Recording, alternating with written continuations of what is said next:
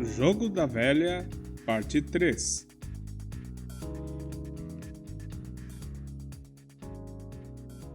Na aula anterior, notei que o botão reiniciar estava falhando ao tentar clicar nele. Vamos reajustar as dimensões dele com a sua área de colisão na cena. Para isso, primeiro maximizamos a janela Cine e focamos bem próximo ao botão. Porém, apesar de usarmos como um botão, ele não é de fato um botão, como os que já vêm prontos na Unity. Ou seja, ele é um objeto de texto que transformamos em um botão. Então, para que funcione sem falhas, dependerá de suas dimensões de escala coincidirem com as dimensões do Rect Transform. O que não é o caso aqui, então precisamos reajustar. Usando a ferramenta de escala, aumentamos o Rect Transform para o tamanho que desejamos que o nosso botão possua em área de clique na cena. Então, redimensionamos a área de texto a fim de coincidir com o mesmo tamanho do Rect Transform. Dessa forma, conseguimos que ele funcione com precisão quando clicarmos em cima dessa área. Vamos testar?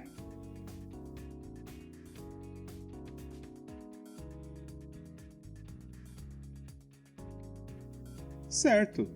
Agora ele não falha mais, e podemos clicar facilmente para que ele reinicie a cena. Claro, se estivermos usando o componente do tipo botão da Unity, não precisaremos fazer isso que fizemos com esse texto. Vamos agora criar a função que analisa as jogadas e quando alguém vence ao criarmos a primeira trinca do game. Essa trinca sempre será feita por linhas horizontais, verticais ou diagonais, com 3 marcações de mesmo sinal. Selecione a grade no Hierarchy e entre em seu gráfico.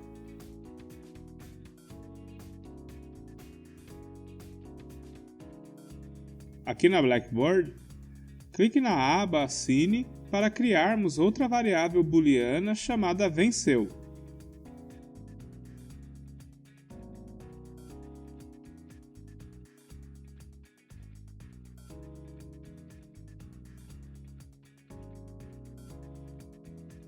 Iremos criar nossa lógica alterando aqui a partir do Custom Event de recepção dos cliques. Vamos desfazer essa parte do fluxo e adicionar um node do tipo subgraph.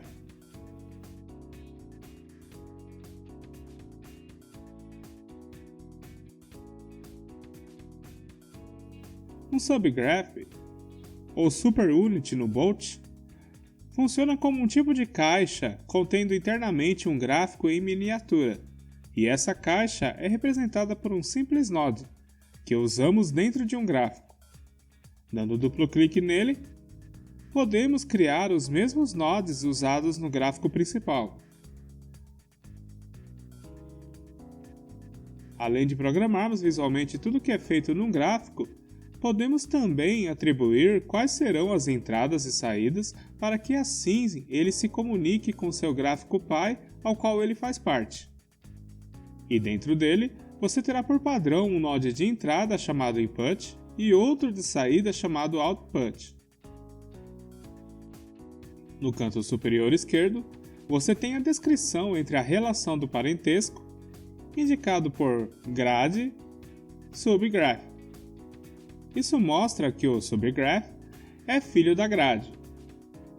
Usar um subgraph é literalmente dizer que usamos um gráfico dentro de outro gráfico. De modo abstrato, o subgráfico seria tipo um gráfico em miniatura, como disse antes. Ou seja, quando você o acessa clicando em cima, a Unity amplia ele para a escala real de um gráfico.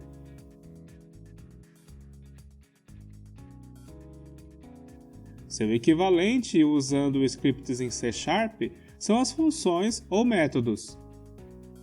Primeiramente, devemos atribuir quais serão as entradas e saídas. Então, selecione o node de input clicando em cima, e aqui do lado esquerdo, acima da Blackboard, no Graph Inspector, podemos criar as entradas e saídas respectivamente em trig inputs e trig outputs. Então, vamos criar uma entrada clicando nesse sinal de mais, em que definimos o nome da conexão e nessa opção esconde ou não seu rótulo. Serve apenas como identificação, não afeta o funcionamento da entrada. O trigger de saída tem opções similares. Por exemplo, poderíamos criar uma conexão de saída chamada True e outra chamada False. Então, vamos retornar ao gráfico Pi, a grade, dando duplo clique aqui em cima de sua descrição.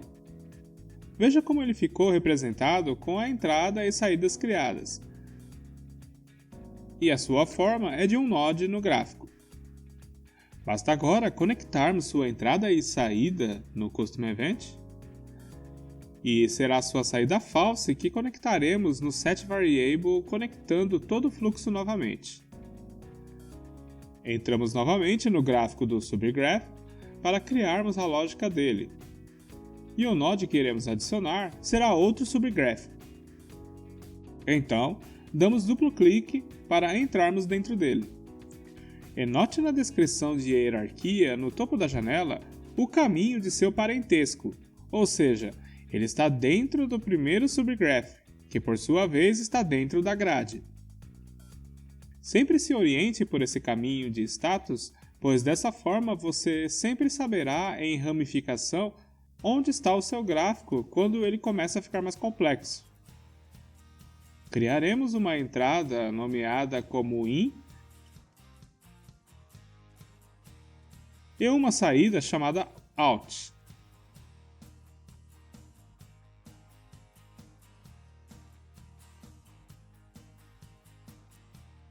Então, iremos criar algumas entradas de dados aqui em Data Inputs, em que colocaremos o nome de valor numérico, ou seja, 1. O tipo de dados, colocamos integer.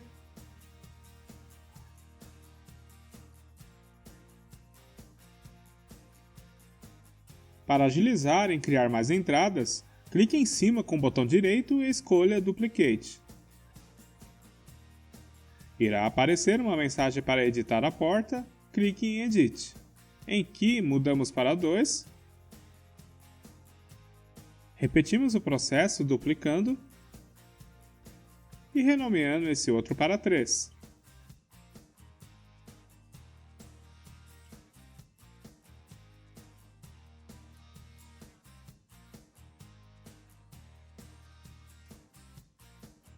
Na hierarquia, clique no primeiro subgraphic para retornarmos a ele. Veja o aspecto que o segundo subgraph ficou com as suas conexões. Esses 3 valores correspondem à sequência necessária que precisamos fazer para ganhar o jogo da velha, ou seja, 3x ou 3 bolinhas. Para exemplificar melhor como a nossa lógica deverá funcionar, vamos voltar à edição e dar um zoom no tabuleiro na janela Cine. A nossa lógica deverá monitorar o registro do sinal dos jogadores em todas as 9 casas em busca de um empate ou de uma trinca. E essa trinca será validada em linhas horizontais, verticais ou diagonais. Voltamos ao primeiro subgraphic da grade. Então, conectamos o seu input na entrada do segundo subgraph. Nas entradas de dados do segundo subgraph, respectivamente colocamos os valores 0, 1 e 2, que são correspondentes às primeiras 3 casas no tabuleiro, formando uma linha horizontal. Afastamos mais esse node de saída do subgraph e puxamos uma conexão de fluxo do segundo subgraph, adicionando um node if.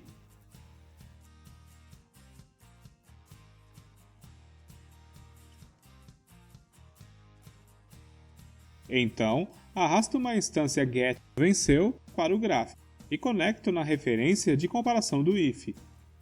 Agora, basta conectar as saídas true e false do if às respectivas saídas do subgraph.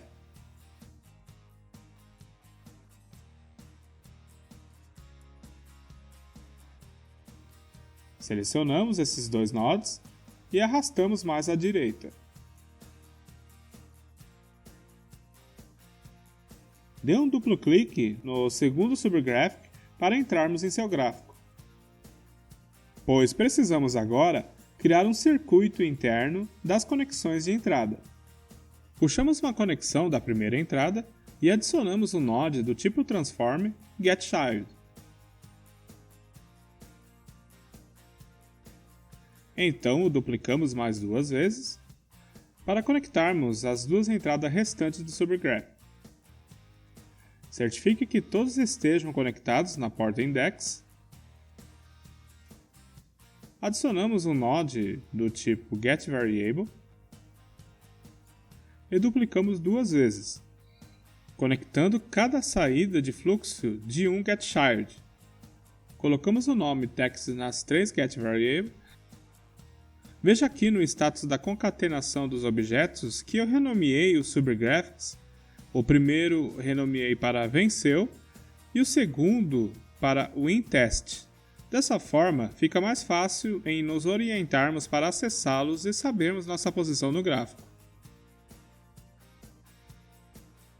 Adicionamos o node getText e duplicamos mais duas vezes.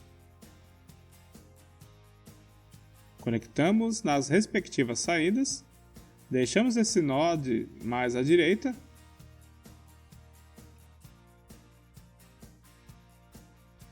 Agora adicionamos um node equals do tipo string. Duplicamos ele mais duas vezes. Então conectamos a saída do primeiro getText ao parâmetro do segundo equals.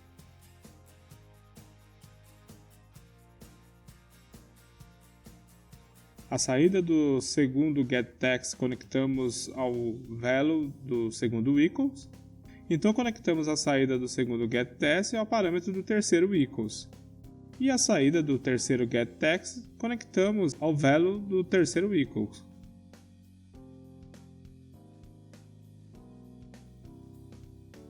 No primeiro equals, adicionamos o node negate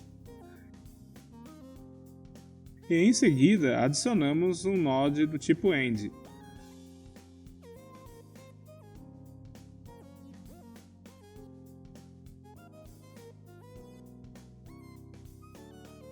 Duplicamos o end e conectamos ao outro end.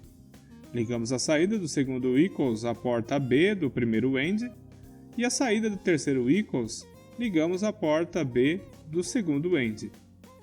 Essa lógica toda que fizemos, resumindo, serve para comparar se a primeira entrada é igual à segunda entrada e se a terceira entrada é igual à segunda e primeira entrada. Se ambas forem iguais, o resultado será verdadeiro, do contrário, será falso. Então, para determinarmos e checar isso, vamos adicionar um node if logo aqui em cima de todos os nodes. E ligamos a saída do segundo end à porta de referência para a comparação do if. Puxamos uma conexão de fluxo da entrada para esse if para podermos ligá-lo. E puxamos uma conexão de false do if conectando ao fluxo de saída.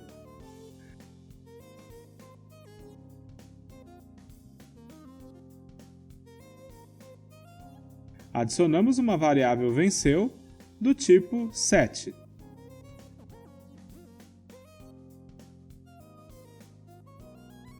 Conectamos a saída true de if ao fluxo de entrada desse set variable. Como a variável venceu é do tipo booleana, adicionamos um node similar à sua referência e deixamos marcado para iniciar como true.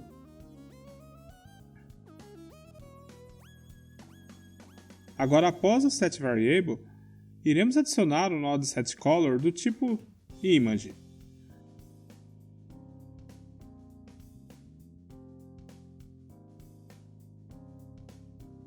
E duplicaremos mais duas vezes.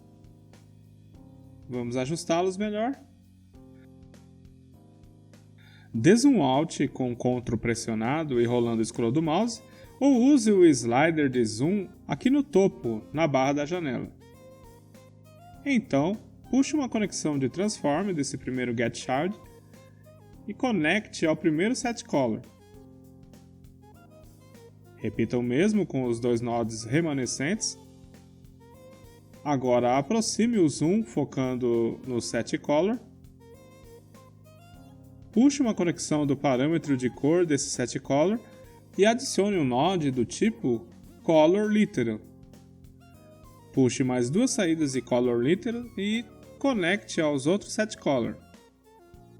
Fazemos isso pois iremos mudar as cores de 3 casas que formarem uma trinca com a mesma cor. Dessa forma, marcamos o vencedor. Puxamos a conexão de fluxo do primeiro setColor ligando no segundo e do segundo conectamos também no terceiro. Por último, conectamos ao fluxo do terceiro na saída, porém os setColors ainda estão desligados. Então, basta puxar uma conexão de fluxo desse setVariable ao fluxo do primeiro setColor. E pronto, todos estão ligados no gráfico. Agora vamos mudar a cor padrão, que é branco, para um marrom meio amarelado, bem pastel, ou seja, bem clarinho mesmo, desaturado. Certo?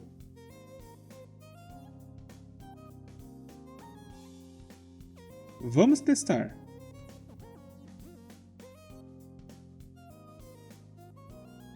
Opa, deu um erro. Vamos ver o que é. Claro, deu erro novamente de TextMesh Pro. E então teremos que dar um replace nesse getText para do tipo TMP.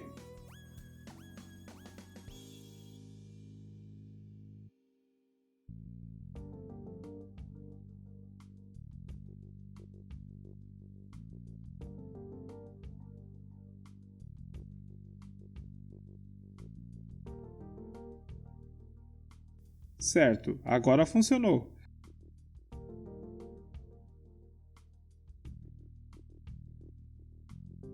Mas não ativou a lógica que checa a trinca. Então vamos rever. Aparentemente, não tem nada errado nas conexões e na forma que montamos a nossa lógica. Então, o problema está aqui no centro da lógica mesmo. Vamos ver.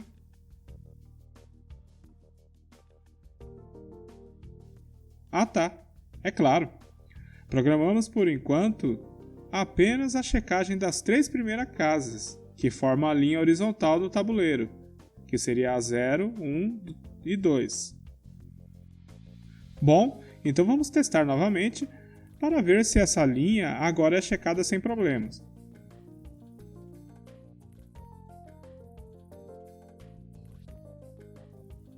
Perfeito! A lógica checou a trinca com bolinha que eu fiz na primeira linha horizontal e marcou todas as casas da relação com a cor amarela que configuramos no setColor. Na próxima aula, iremos adicionar as outras possibilidades de trinca e a mensagem ao vencedor. Então, continuamos na próxima aula.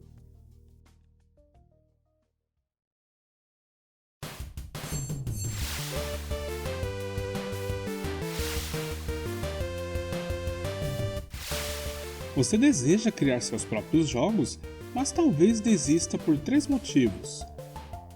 Não entende nada sobre linguagem de programação, não sabe desenhar ou como criar a arte para o seu game, e não faz ideia de onde irá conseguir músicas ou efeitos sonoros.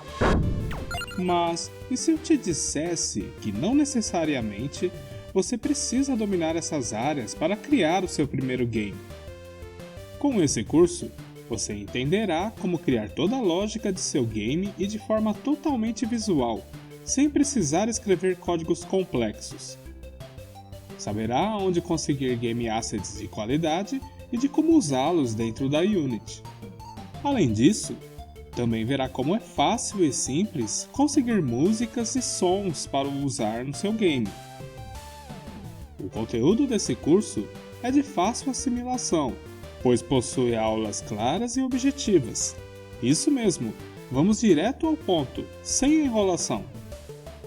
Ao se tornar aluno desse curso, Você terá acesso vitalício de qualquer dispositivo com a internet, a qualquer hora e lugar aonde estiver.